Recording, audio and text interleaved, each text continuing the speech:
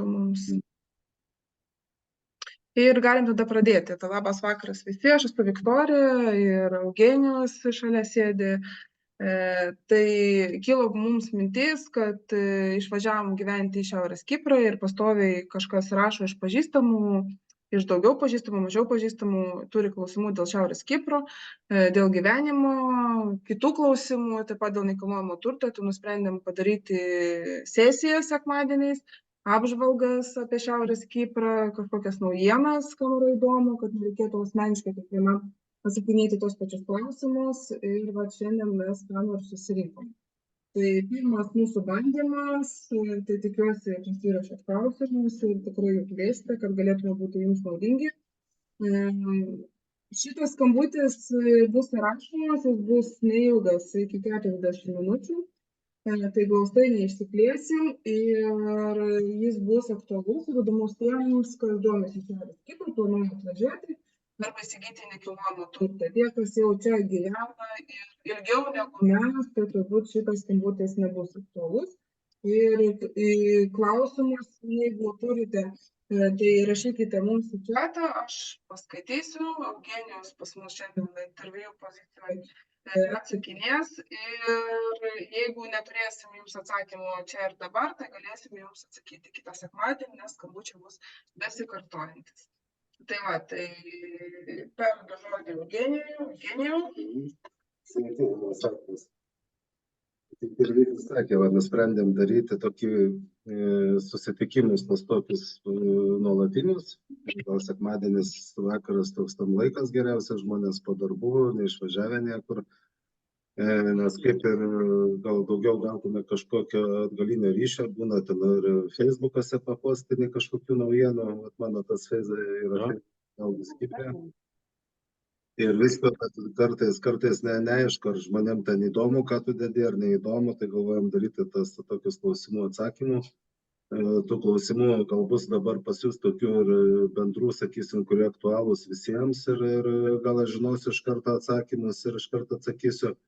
Gal bus klausimų tokių aktualių visiems, kuriuo, kaip ir Vykas sakė, gal iš karto negalėsim tiksliai atsakyti, bet atsakysim kitą sekmadienį, nes iš tikrųjų ta informacija čia, ypač kas susiję su ta antrinė rinka, tai jinai tikrai keičiasi ir tie įstatymai stipriai keičiasi ir ką ten žinojai jau praeitais metais, tai dažnai reikia tikslintis, kiekvienu atveju reikia tikslintis, nes daug kas keičiasi ir gana intensyviai keičiasi ir mokestiniai dalykai visokie ir kiti dalykai.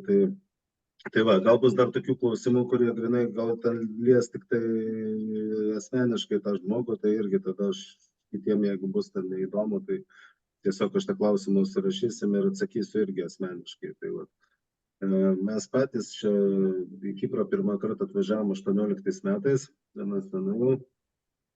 Ir pirma mūsų čia buvo investicija, kur ir dabar gyvename, Talasa Beach Resorte. Tai kažkaip mes nusipirkę tą turtą, sakysim, čia atvažiuodavom, kiekvienais metais atvažiuodavom, bet mes čia važinėjom tokiam turistiniam, sakysim, statuse. Ir atvažiuodavom, čia susimokėdavom tas įnašus, dar kažką, tai paturistaudavom ir išvažiuodavom. Praeitį metai jau buvo tokie kitokie, ir pavasarį buvom daugiau ir viską, ir rudenį jau atvažiavom taip į vieną pusę, bent jau, kaip sakė, minimum pusmečiui. Ir jau gyvenam tą tokį gyvenimą čia neturistinį. Ir aš Lietuvoje taip pat turiu įmonę, dirbu su nekilnojamu turtu. Ir čia irgi, sakysim, tą veiklą savo matau irgi susijusią su nekilnojamu turtu.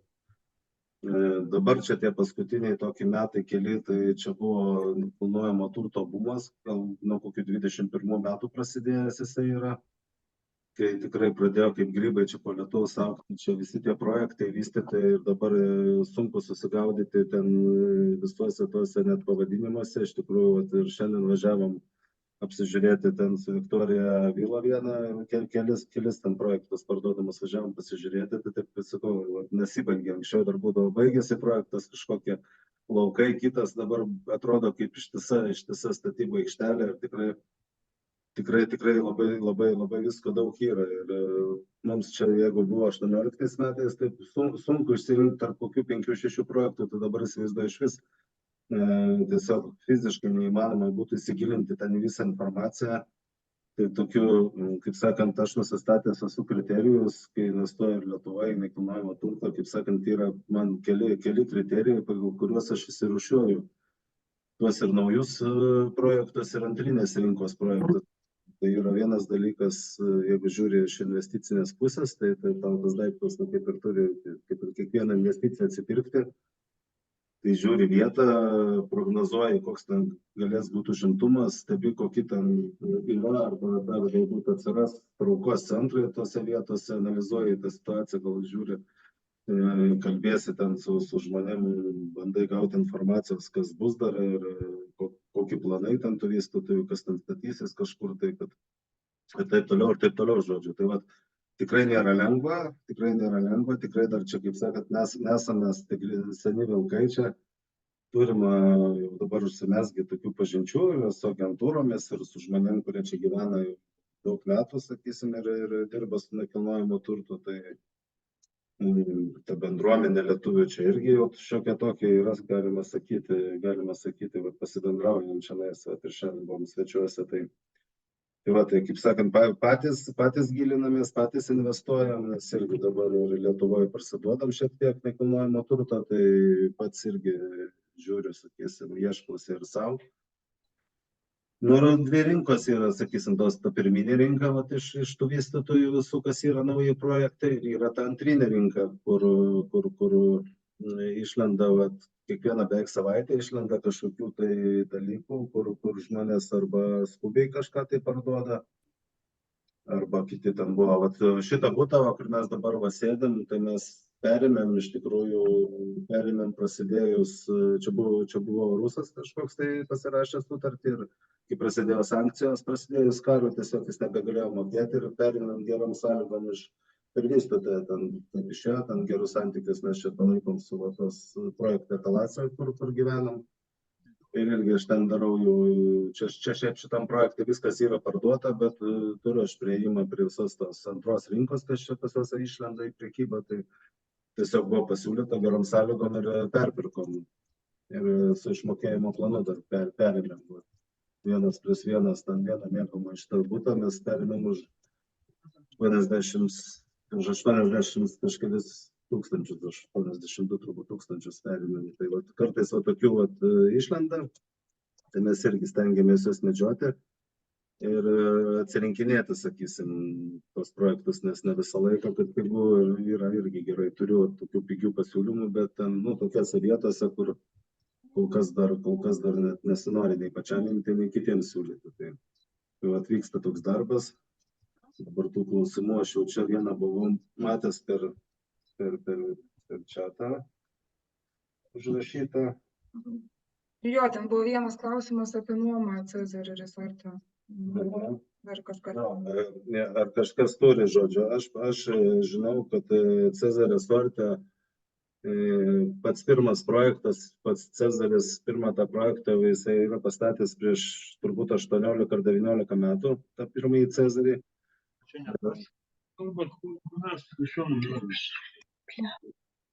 Ir turi didelę jau tokią ilgametę patirtį, sakysim, tos nuomos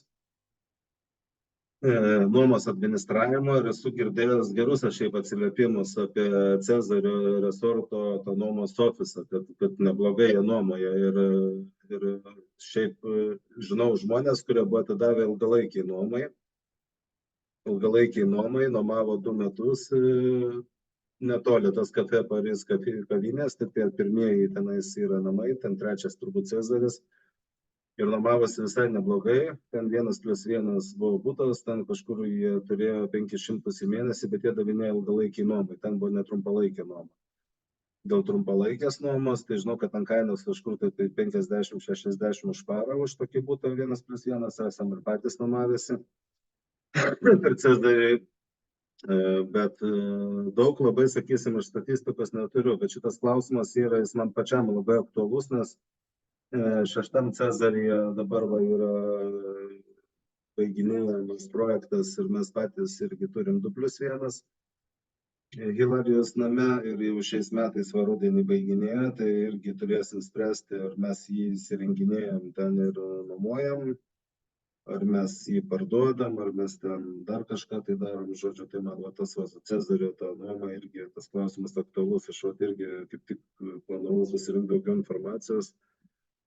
Nes jeigu ten visai gerai eina nuoma, tai gal mes jį įrenginėsim ir nuomosim, jeigu ten kažkaip tai.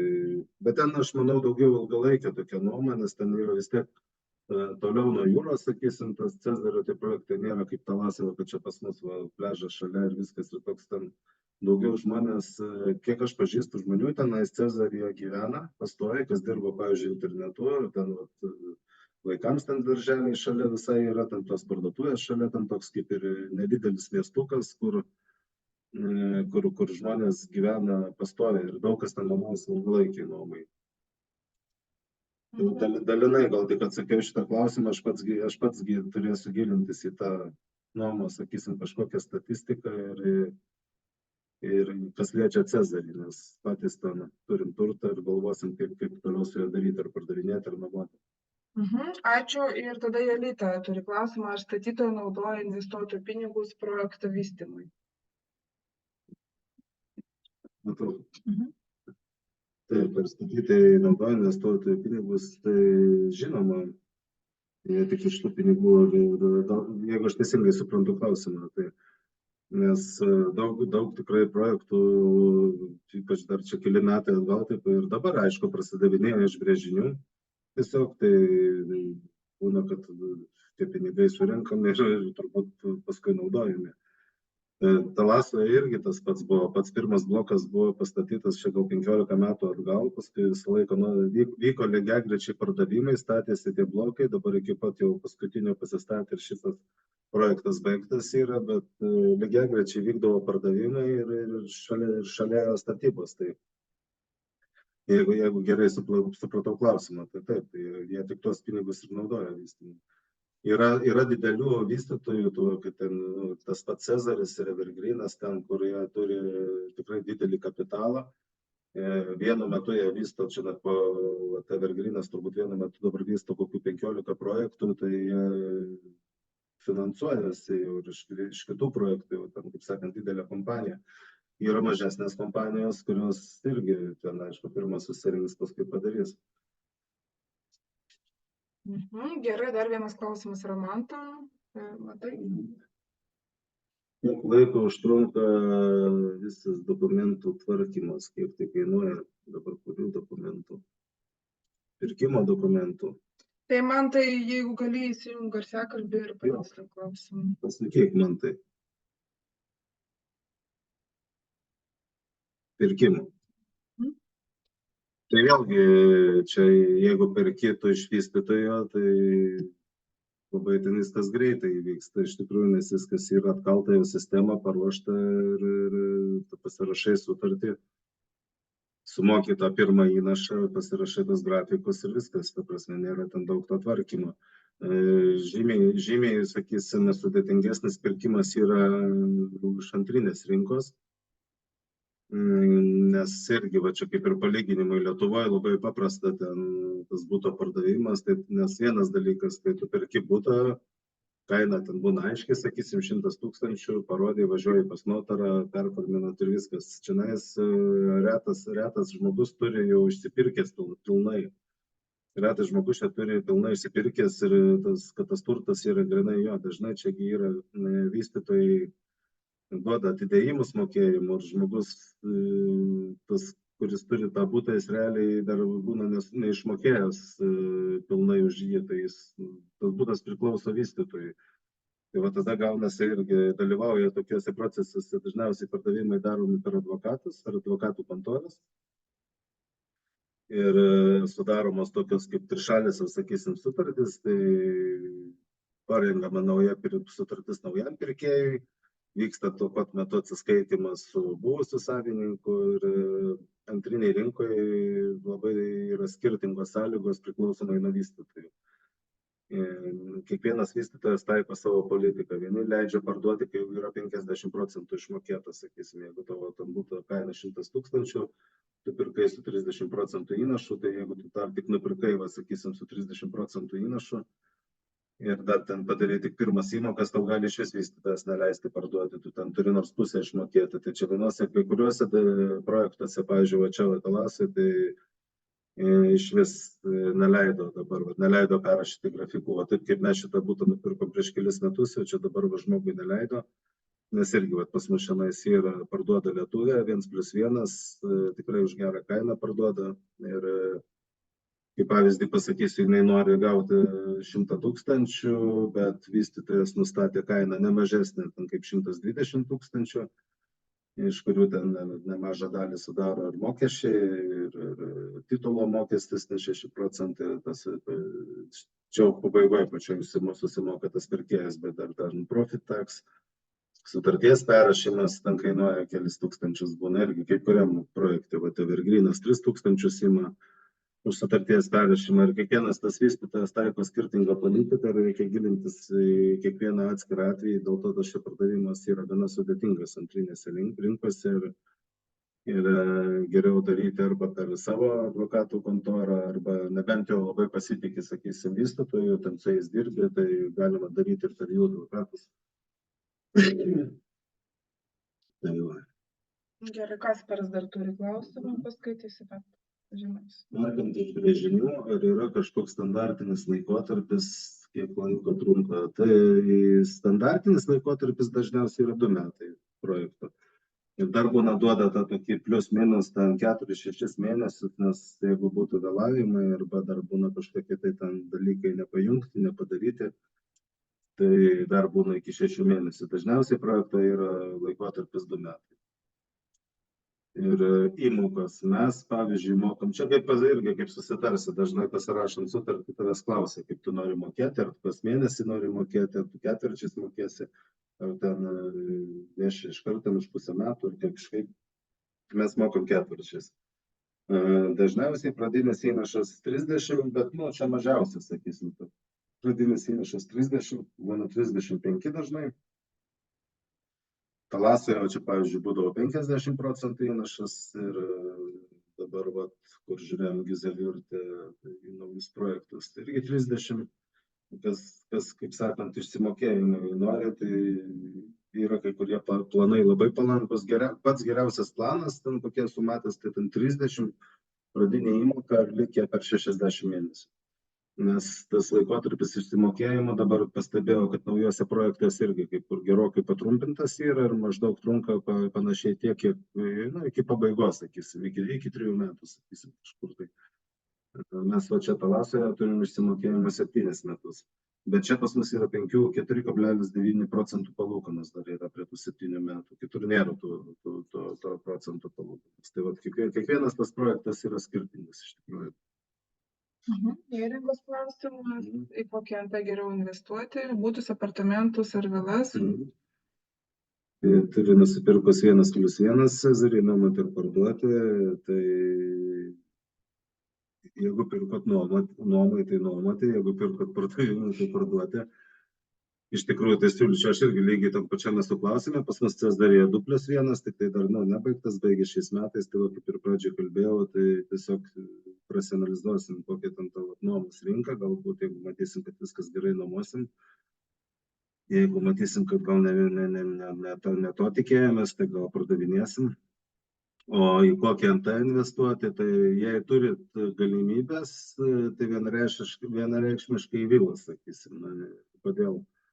Todėl, kad būtų yra labai daug, būtų yra 10 000 turbūt jau. Paimtų kokį Cezarį, dabar Grand Shafiro, ten statosi tokie didžiausias skruzdėlynai, ten 1000 būtų.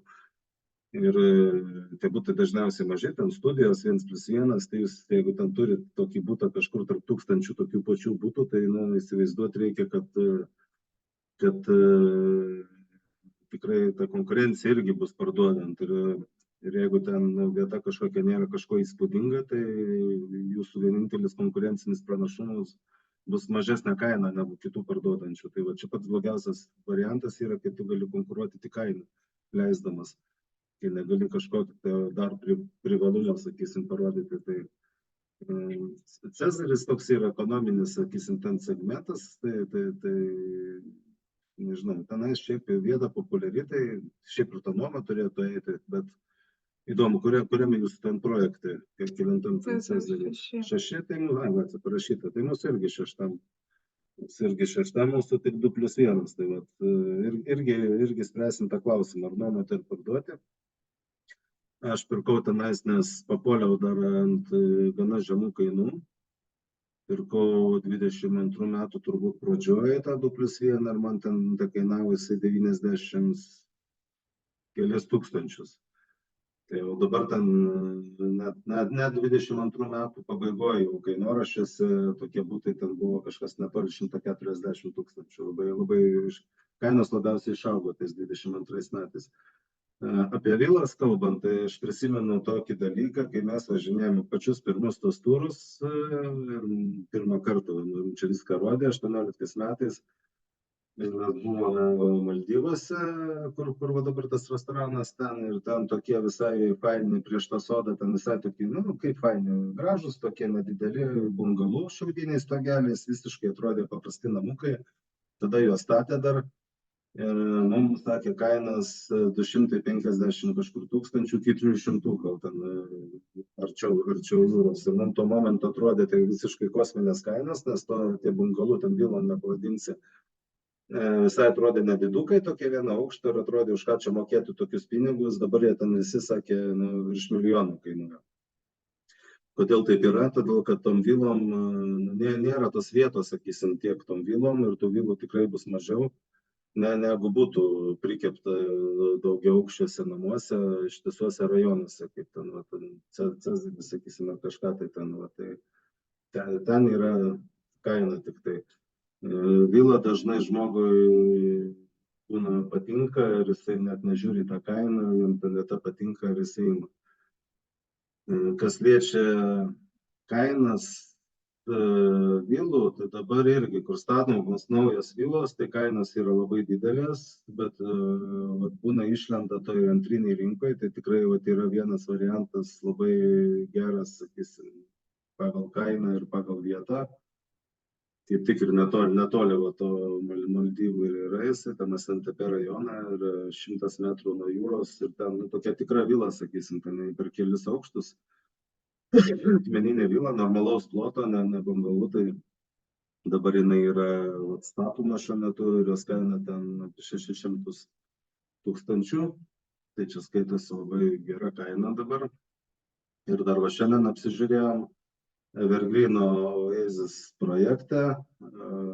Minusas jo yra, kad jis yra jau ne pirmai linijai, jis yra kitoj kelio pusėje, bet kaina yra 380. Kaip tik man čia dabar siuntė tos plotus jų, atsiuntinėjo tą visą informaciją. Tai ten... Neturimas laiko. Jo, tai labai tik trumpai tenais. Ten su didelė stogo terasa, žodžiu, 3 miegamųjų. Žmogus ten pasirašė sutartį už 350, bet taip supratau, kad kažkokia liga kritinė ten, ar ten, sakė, jo, kažkokia liga ir jisai tik 30 tūkstančių brangiau, kaip sakant, nori už tą vilą. Tai, man ten trūkumas yra, kad ant kitoje kelio pusėje, bet, ir kaina atitinkamai nedidelė. Tai nežinau, ar Jolita norėjo paklausti šitų vilų kainos ir apskritai kokios yra kainos, tai vienu sakiniu, ar apartamentų, ar vilų. Perkant šiuo metu, kokios yra kainos? Apie vilų kainas pasakiau, jos yra didelės ir prasideda, sakysim, ten nuo 300 tūkstančių ten ir daugiau. Dabar perkant iš naujuose projektuose, tai aš dabar pats labai studijuoju Gizeliurto įlanką, vakarinę pakrantę ir ten yra projektų, kur kainos prasideda nuo 60 tūkstančių perkant su išsimokėjimo planu. Tai ten yra įdomių tikrai variantų. Dabar apartamentai, tai būtų apartamentai, čia tas sakysim. Perkant naują statybą, aš dabar važiuoju Gizeliurto įlankoje, nes jeigu žiūrėtų visą šiaurinę pakrantę, kur tie visi ten SNTP Maldyvai, tai kainos labai stipriai išaugusios. Ten Dabar netgi Cezaris siūlo ten studijas nuo 115 tūkstančių, tai aš tiesiog nei pats žiūriu, nei kitiems siūlau, man atrodo, per daug. Dabar Pietų Kipre yra paskelbta, kad gresia baudžiamoji atsakomybė, tai labai daug eina, kažkodėl tai yra kažkas interesuota skelbti visokias dezinformacijas. Aš esu parašęs laišką ir mūsų užsienio reikalų ministeriją, kur yra prirašyta visiškai nesąmonių, davęs jiem nuorodą į tikrus faktus, sakysim, viską ir paprašiau pasitaisyti puslapį, bet jie kažkaip nesureagavo. Čia buvo paskleista tokia antis prieš naujus metus ir kas pirko Cezarį, kad čia tą savininką Cezario vos nesuimti ruošiasi, kad kažkokie graikai nuėjo į policiją, bet tokiam Pietų Kipro Delfyje ten tie straipsniai eina. Tai tas AFI grupės savininkas, jo advokatų kontora patikrino visus tuos teismus, visus policijos, ar tikrai nėra kažkokių ieškinių, niekur nerado jokių ieškinių. Dabar tavo Pietų Kipro Delfyje, kuris ten skelbė tokias publikacijas, padarė teismą, nes padaryta yra komercinė žala didelė, nes žmonės išsigando ir kai kas puolė į paniką, čia puolė pardavinėti, galvojo, kad čia atims tiesiog. Eina ta dezinformacija daug metų iš Pietų Kipro. Žmonės lietuviai pagyvenę Pietų Kiprė būna tenais užsipuola irgi su visiškai nepagrįstais kaltinimais, nežino istorinių faktų visiškai, ten pritempinėja,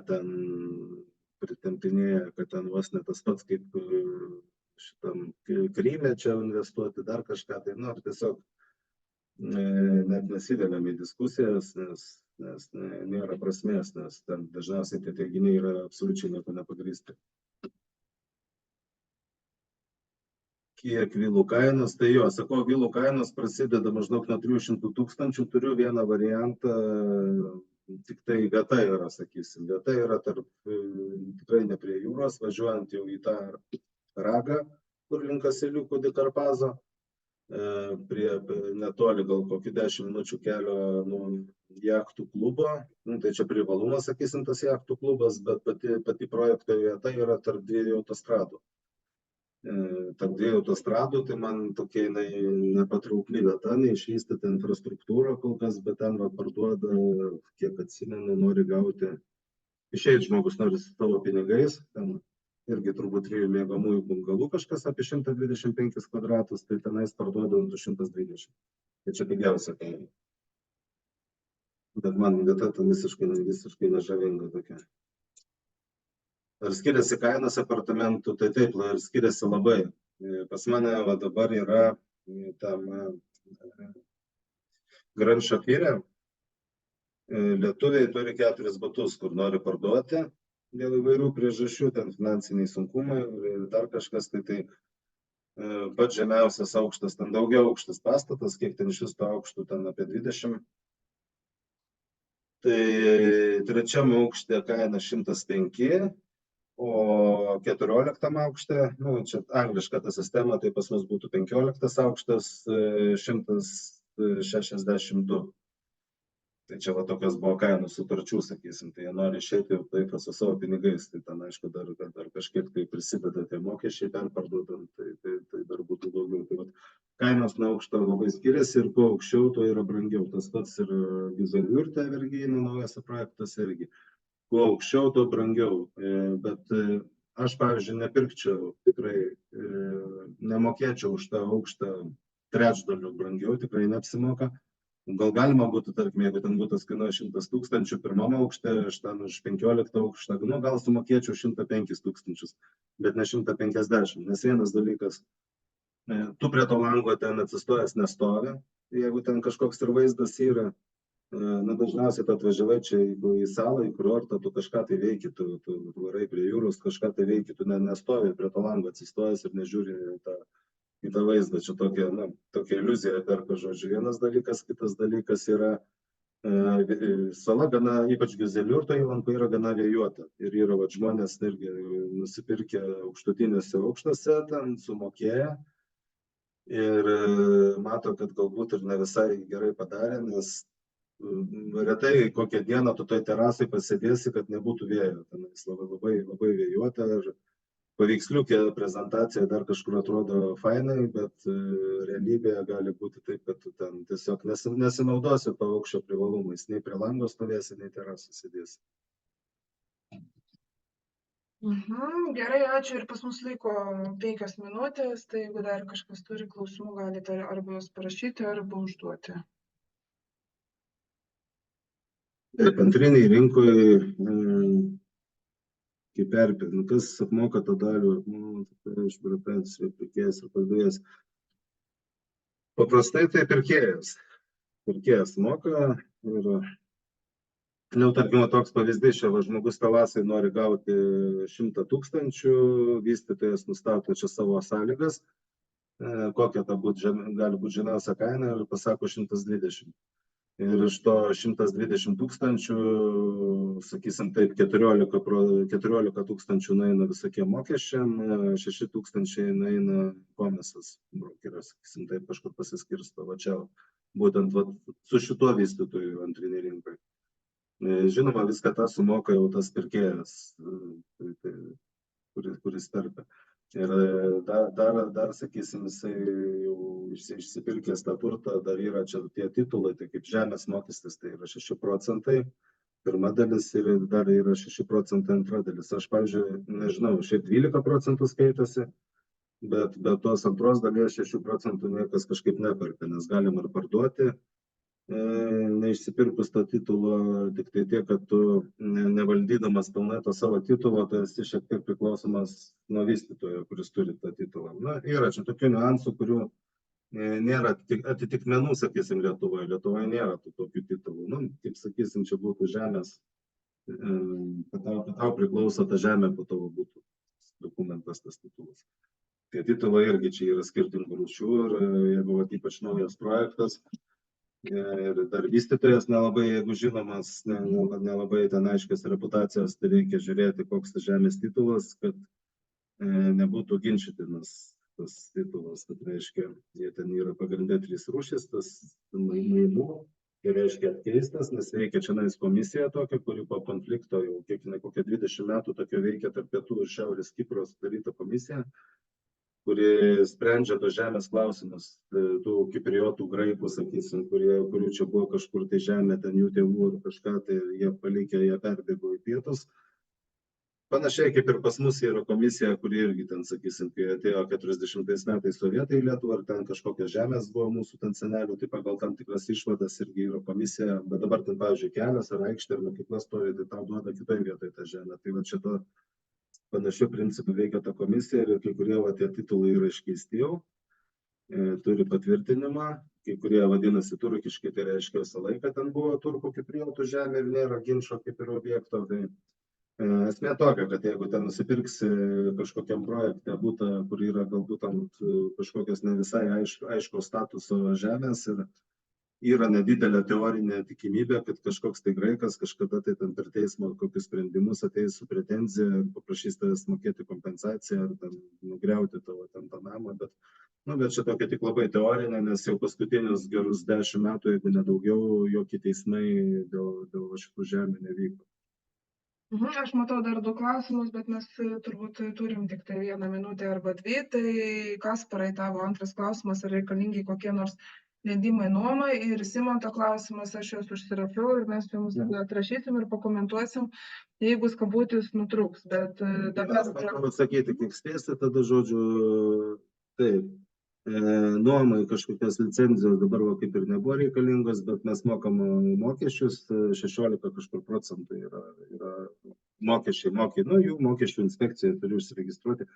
Yra, kur lietuviai nemoka visos sumos, bet jie, kaip sakant, užsiregistruoja kaip mokesčių mokėtojai ir nors kažkiek tai pamoka, kad nieks čia nesuskaičiuoja, jeigu grinais kažkas duoda, sakysim, tos pinigus.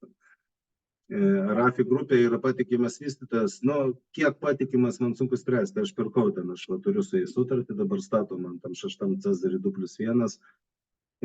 Su titulų perdavimais ten kai kuriuose projektuose yra, girdėjau, tų problemų, bet kaip ir minėjau, labai daug žmonių iš vis to titulo neišsipirkinėja ir tai netrukdo jiems nei nuomoti, nei tą turtą perparduoti. Tai Dėl patikimumo, tai jis tikrai AFI grupė yra išvyščius nemažai projektų, Cezar Resortas ir Cezar Blue, ir Cezar Breezas, ir dar ten mažesni visokie, tai tikrai pastato, ta prasme. Tai to patikimumo, kiek dėl titulo perdavimo, kai kur jie negali perduoti to titulo dėl dalykų, girdėjau, jeigu yra karinės bazės kažkur, tai tam tikros žemės turi kažkokias apsaugos zonas ir jie negali kažkaip atsidalinti to titulo. Bet čia reikėtų tikslintis dėl konkretaus projekto ir aiškintis, nes kituose projektuose, kiek žinau, tampa problemų tas titulas. Va, tai kai kur Cezarėje, kiek žinau, tai kažkur tai buvo su tuo titulo perdavimu. Reikės pasitikslinti, aš dar tada atskirai atsakysiu, Simon. Jo, tai liko pas mus 1 minutė, tai labai smagu, kad prisijungėt ir mums tai parodo, kad klausimai tikrai yra aktualūs ir pagal planą planuojam skambučius tokius ir kaip ir apžvalgas ir atsakinėti klausimus kas savaitę, sekmadienį 7 valandą. Tai kas nespėjote užduoti klausimą šiandien, galite rašyti visą savaitę, bus tada tiesiog paprašiau tą apžvalgą ruošti. Tai va, tai šiandien turbūt tada ir baigiam, kol mus nenutraukė, ir įrašas bus, įrašą mes paskelbsim su klausimais ir